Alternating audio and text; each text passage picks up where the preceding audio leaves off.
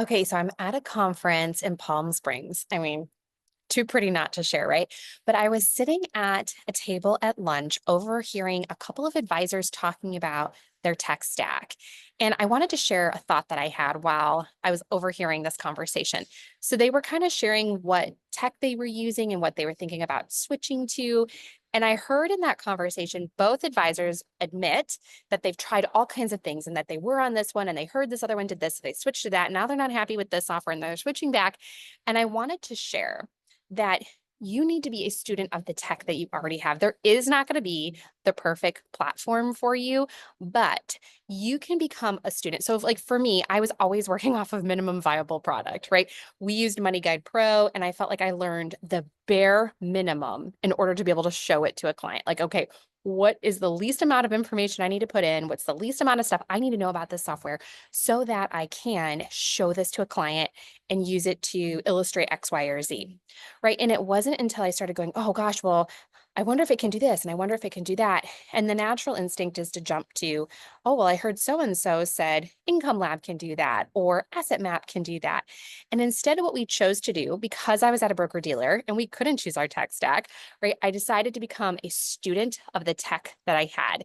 And we spent time every single week training on Money Guide Pro and eventually became what I would consider a Money Guide Pro expert. Thank you very much.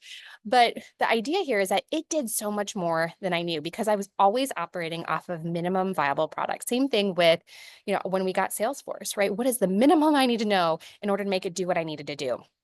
Right. And we didn't even get into what kind of workflows can this thing do? What is it capable of? What else can it do? What other sets can we run? What other information can we get from it?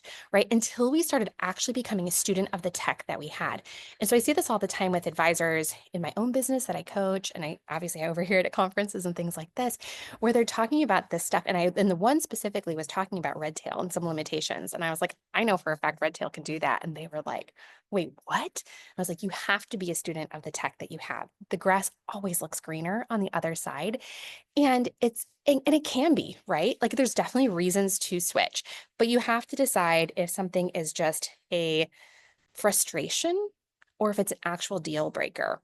And tech is changing and moving so quickly that often we neglect to check back in with our existing tech to see if it can do more, right? So taking those trainings, setting up time in your calendar every week, every other week to be a student of the tech that you already have.